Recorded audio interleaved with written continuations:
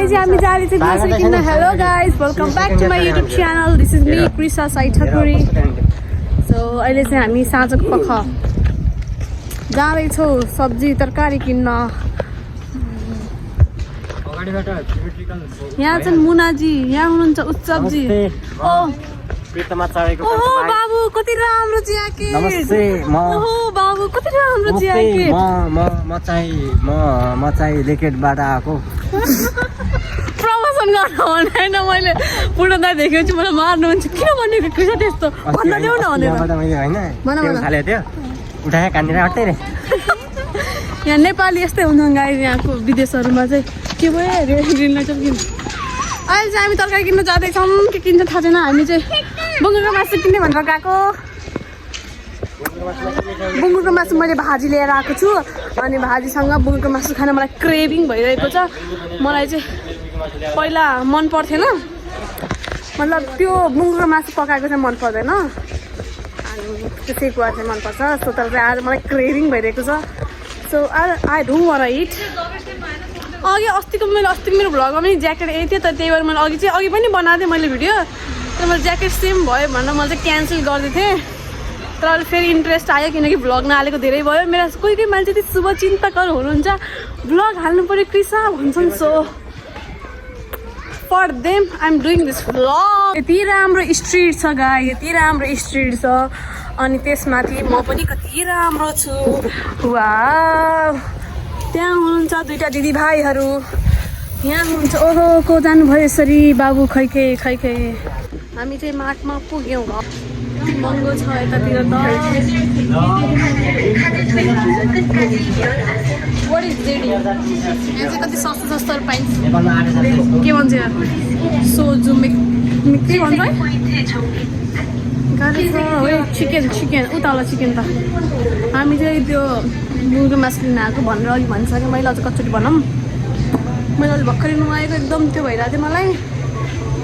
नहाएको इधर तरकारीहरू हामी चाहिँ धेरै माटमा गएको थियौँ तर यो माटमा चाहिँ अलिकति एक्सपेन्सिभ लाग्यो हामीलाई चाहिँ सो हामी चाहिँ त्यो मासुको पसलमै जाँदैछौँ अहिले जो चाहिँ यो रहेको छ गाइस यो गाइस भन्ने कुरा चाहिँ मैले कहिले भन्न छोडौँ ला ने अन्य हँसुलिका हाप मलाई यस्तै हो गाइस हाम्रो दाइले के भन्छ ल्याङ्ग्वेज पढ बाबु भनेको भन्नुहुन्थ्यो अहिले चाहिँ काम लाग्ने थियो नि त हामीलाई केही बुझेन त्यो मासु मात्रै थियो भित्रको तर हामीलाई चाहिँ 3 पिसवाला चाहिएको थियो म फ्रन्ट क्यामेराबाट भिडियो गर्दैछु कस्तो मजा आइरहेको छ कि म चाहिँ काली आइरहेको छु तर म चाहिँ गोरी भएको छु है उसो भन्दैन थियो राम्रो चाहिँ कृषा गोरी चाहिँ काली नभनिदिनु भनेर कालो मान्छे कहिले गोरो हुन सक्दैन जन्मदात कालो बाजी गोरो कसरी हुन्छ तर म गोरो छु यार गाइस कालो पनि छैन कोरियामा आएर उहाँ कोरियन बन्न सक्नु भएको छ कालो आयो तिमी नै कालो आयो त ल यताबाट भन गोरो मान्छे कालो आयो के भयो कोरियामा आएर कृषा गोरी भइसके छे त्यसैले अब यहाँ आएर गोरी भइगइन् तिमी कलेज कि नाबे केटी देखा भने मैले सब तामाङ नि गरे ताम आउने कस्तो त सब तामाङ नि औता नपढे नि कस्तो मेरो भ्लगर चाहिँ यार मार्छ नि तिमीलाई नपढे कि हैन के बुझ्ने भन्दा औता नपढे कि न चाहिँ मैले नाइ भन्ने अब चाहिँ मैले नाइ अप्सय आनियो अप्सय याजा छिङ्गु इसै हो याजा याजा भने केटी हैन याजा छिङ्गु इसै हो त्यो भने के हो गर्लफ्रेन्ड छ भनेको के ना अप्सय हो याजा छिङ्गु अप्सय हो आनियो नो नो ए यो गाइज हाम्रो चिट च्याट त्यहाँ मासु पाएनौँ हामी चाहिँ अब उता स्टेसनतिर जाँदैछौँ त्यस्तै हो रातिको कति बजिसक्यो तर पनि हामी घुम्दैछौँ आज रातिको भ्लग हुन्छ थाहा छैन कस्तो आउँछ तर पनि प्लिज हेरिदिनु होला म यो भिडियो हाल्छु नि अहिले हाल्दैन 3-4 दिन अब कति 1-2 हप्तापछि हाल्छु अस्तिको भ्लग कति दिनपछि हालेको थिएँ मैले 1 हप्तापछि ठ्याक्कै हालेको थिएँ मैले गाइज हामी यस्तो जाँदै थियौँ सो यहाँ कोरियनसँग बोल्दैछ हामी बसिरहेको मजाले कसैको बेला नि जति बेला नि बनाउँछ के दिस इज माई जब दिस इज माई हबी कसैको मलाई त्यो यसरी बिहान लगाएर चम्पू भएर बस्दै यिनीहरूले बाहिर जाऊँ भने अनि त्यसपछि मैले नुहाएर अनि आएको हो मलाई बाहिर आउनु मन लाग्दैन के भयो कि मलाई डिस्प्रेसनमा छु क्या म माई घर देश के हो यो त साँच्ची भन्दाखेरि के पो गाइस हामी उता यी माथमा जाँदैछौँ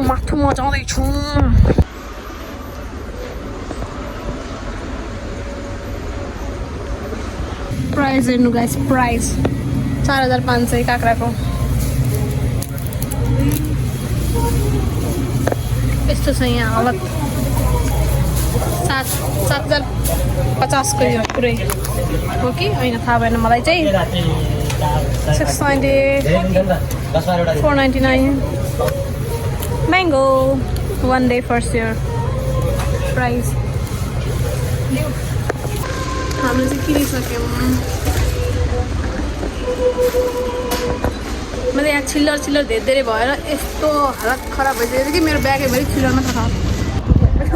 बुङ्गुर ल्याउन गएको मान्छे बुङ्गुरको प्राइस सुनेर 1 केजीको है 1 केजीको चाहिँ 900,000 जति थियो so we are back to chicken भन्ने जस्तो भइसक्यो हामीले चिकन ल्यायो तर आज चिकनको प्राइस पनि के अरे 100 रुपियाँले बढेको रहेछ त्यो ग्राम कति थियो फेरि त्यही थियो र ग्राम चाहिँ त्यति थियो पहिलाको जति तर चाहिँ प्राइस चाहिँ बढेको थियो अनि त्यसपछि हामीले के ल्यायौँ क्याबेज ल्यायौँ अनि त्यसपछि के ल्याएन त्यसपछि केही ल्याएन हामीले उत्सवलाई चाहिँ जिएसमा खिलाउँछ भनेर ल्यायौँ तर थाहा छैन डाइरेक्ट घुम जानु जस्तो लागेको छ मलाई चाहिँ नमस्ते आइगे कस्तो हावा लाग्यो अब नेपालमा चाहिँ लपसप भन्ने कुरो पऱ्यो न होइन यदि गोरेमा कोही इच्छुक हुनुहुन्छ भनेपछि म बिजी छु अहिले है 1-2 दिन अब यस्तो उतातिर नेपालीलाई हेर्दा छु कि अब 2-3 दिन पछि खाली भएपछि म भन्छु स्टेडियम उसलाई चाहिँ हामीले के भन्छ जिएसमा खिलाउँछु भने लगेको थियो अब डाइरेक्ट रुम जाने जस्तो छ हाम्रो पैसा बच्यो यहाँ 250 यहाँ सस्तो हुन्छ तपाईँले कम मलाई सम्झी हाँसो लाग्नु लागेको यहाँ दिदी पनि हुनुहुन्छ के चाहिँ मैले त पैसा ल्याएन मुनाको पैसा हो मुनालाई चाहिँ बासमा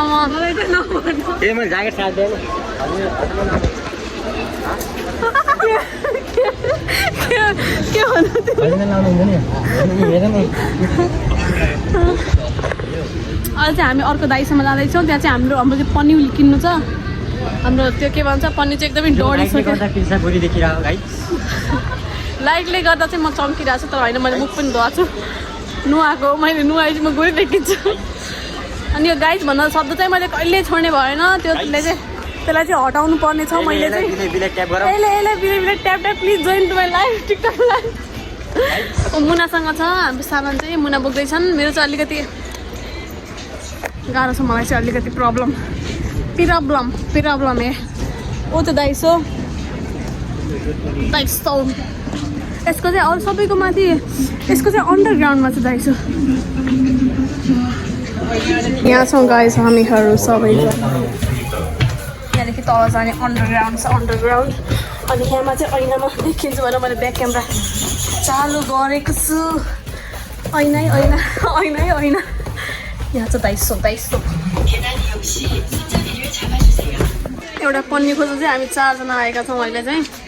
यस्तै हो साथ सपोर्ट रहिरहोस् सबैको आफ्नो काम धन्दामा लागिसक्यो आफ्नो ड्युटीमा लागिसक्यो नेपालीवाला यहाँ पिसा खिलाउँदिन् भनेर मेरो पछाडि लागिसक्यो मेरो निधारको छाला गयो यार काचुली निस्क्यो गाइज हामीले त किन्नुपर्ने कुरा किनिसक्यौँ अब चाहिँ जाँदैछौँ रुममा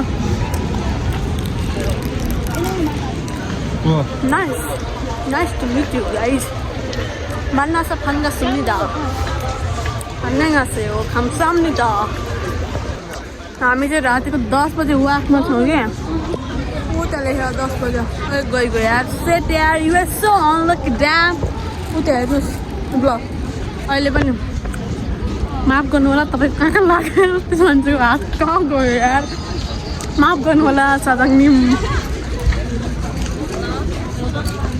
गाइस 10 सेकेन्ड छ गाइस हामी 10 सेकेन्ड यो मजा यो चाहिँ मलाई मजा लाग्छ के ल बाई मान्ना चफाङ्गा सुन्नी दा यस्तो मजा लाग्छ मलाई ट्राफिकमा त्यो टाइम यस्तो त्यो लास्ट बेला यस्तरी दुब्रे जान कस्तो मजा लाग्छ कस्तो त्यो छुट्टै फिलिङ आउँछ हिरोइक फिलिङ आउँछ क्या त्यति बेला चाहिँ नेपाली इन कोरिया म चाहिँ मजाले भ्लग गर्दैछु मुनालाई चाहिँ बोकाइरहेको छु कसैको आँखा नलागोस् तिमी माथि my boyfriend out there I love you baby छ्या लाग्यो त्यस्तो लाज लाग्यो अब भिडियो त हेर्नुहुन्छ कि हुँदैन थाहा छैन तर पनि I love you so much I miss you so much I miss you here with me oh my God गाडी आइगयो अहिले चाहिँ हामी मार्टबाट फर्किसक्यौँ अब चाहिँ हामी रुम जान्छौँ बनाएर खान्छौँ मासु पकाउनु त खाना अलरेडी पाकेको छ कि तर हाम्रो रुममा एउटा अर्को मान्छे हुनुहुन्छ जो मासु बिना बाँच्नै सक्नुहुन्न हुन त म पनि मासु लभर हो कि तर म चाहिँ एडजस्ट गर्न सक्छु तर कोही हुनुहुन्छ यहाँ जो चाहिँ एडजस्ट पनि गर्न सक्नुहुन्न मासु चाहियो उहाँलाई अब रुममा भएको आलु फुलेर अब धेरै आलु पैदा हुन लागिसके अब त्यो नखाएर हामी चाहिँ मासुलाई रोजिरहेछौँ